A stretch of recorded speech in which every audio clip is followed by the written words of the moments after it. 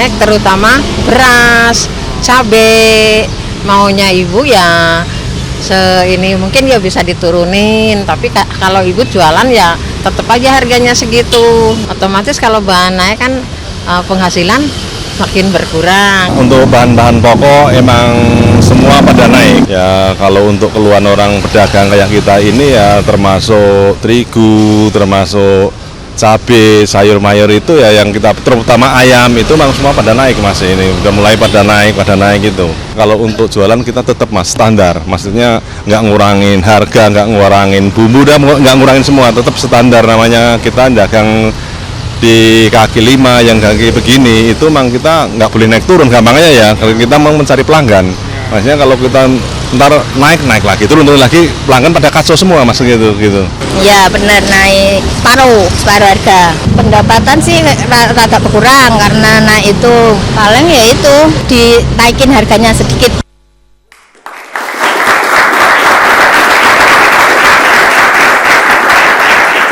Pemirsa, kalau harga pangan ini naik, yang meradang itu tidak hanya pedagang tapi juga pembeli. Sekarang saya mau tanya kepada Pak Mansuri. Pak Mansuri, sebenarnya ada sih permainan dari para sebutnya mafia pangan, pedagang-pedagang yang nakal, yang mempermainkan hal ini yang memang seasonal. Kalau mau puasa, mau lebaran, harga dinaikkan, nanti distabilkan lagi.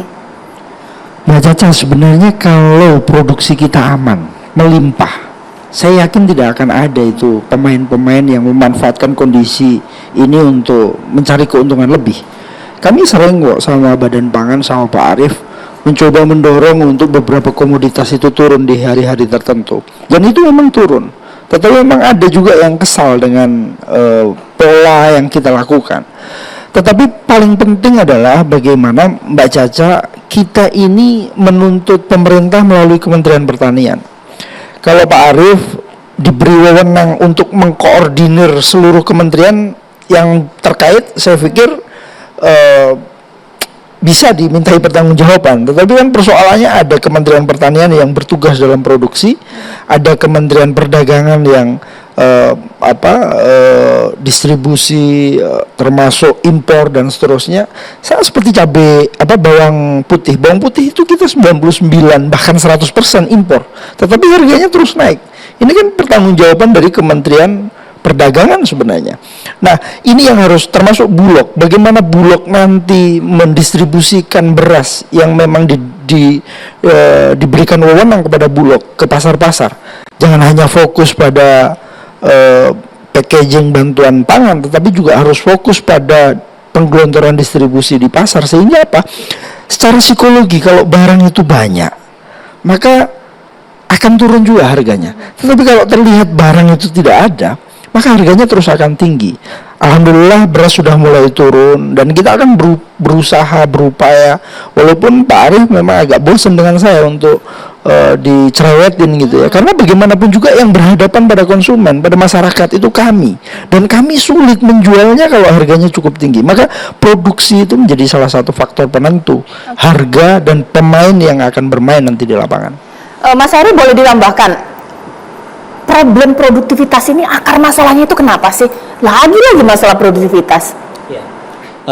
Contohnya seperti yang saat ini sedang kita alami ya, pergeseran musim tanam ya, akibat perubahan iklim, ya kan. Jadi sampai kapan kita menyalahkan iklim gitu. Jadi nanti kalau tahun depan musim paceklik bertepatan dengan hari bulan puasa, nah ini kan bisa khawatir lagi gitu ya. Jadi memang harus ada terobosan untuk peningkatan produktivitas ya. Selama ini kita ribut-ribut di masalah hilirnya saja gitu, tetapi masalah hulunya ini yang harus menurut saya menjadi fundamental juga, salah satu faktor yang masih bisa didorong lagi lah setidaknya produktivitas di sisi hulunya seperti itu.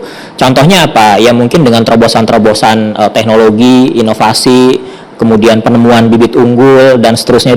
Jadi bukan hanya sekedar bantuan pupuk dan alsintan saja, namun juga harus ada terobosan baru yang bisa menjawab tantangan, terutama tantangan masalah perubahan iklim ini seperti itu. Ini penting untuk menjaga kedepannya supaya kita bisa mengurangi lah ya perdebatan yang setiap tahun seringkali terjadi seperti ini. gitu. Oke.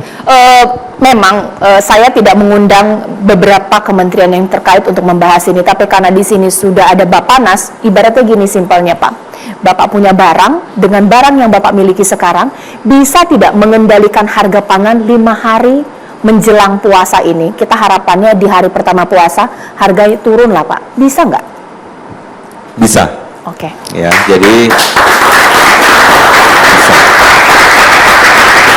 tentunya ini harus ada memang intervensi ya supaya masuk nanti ke pasar. Mungkin nanti saya akan diskusi terpisah dengan teman-teman pedagang pasar ya. Tapi tadi seperti yang sudah disampaikan bahwa syaratnya itu barangnya kan ada. Ya. Barang ada itu berarti relate dengan production. Nah, kalau saya boleh menyampaikan ya, banyak faktor-faktor produksi yang memang harus kita detailkan satu persatu. Tadi Mas Heri sudah sampaikan, mulai dari lahannya dulu. Ya, ini mungkin kompetensinya ada di Kementerian Teknis, tapi saya jelaskan karena biasanya saya juga diskusi dengan Pak Menteri Pertanian dan jajaran. Yang pertama mengenai konversi lahan. Ya, lahan ini terus berkurang. Ya, tadi catatan saya udah 800.000 hektar sudah turun gitu ya.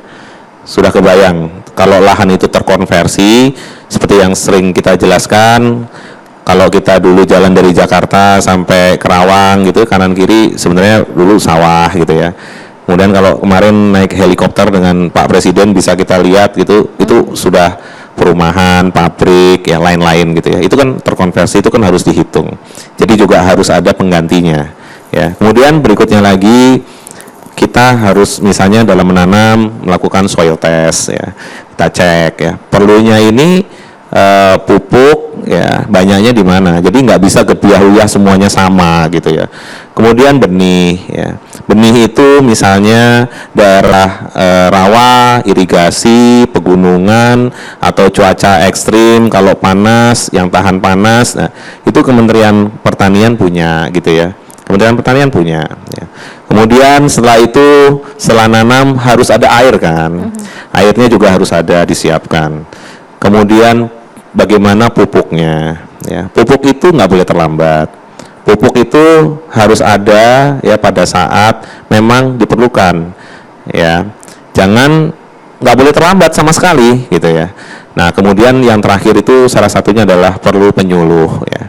Penyuluh ini ya jumlahnya sekitar 30-40 ribu dari sekitar 70 ribu desa yang terkait dengan pertanian. Jadi PR-PR ini sudah diidentifikasi juga ya, tinggal bagaimana kita menyiapkan eksekusi ya, kemudian dengan timeline yang benar ya, sehingga kita bisa kembali lagi, karena definisi dari swasembada itu sebenarnya apabila kita tidak melakukan importasi lebih dari 10%, itu definisi swasembada, itu FAO tahun 92 ya. Jadi kalau kita berkaca ke situ, negara kita ini potensi menjadi lumbung pangan dunia itu sangat possible ya.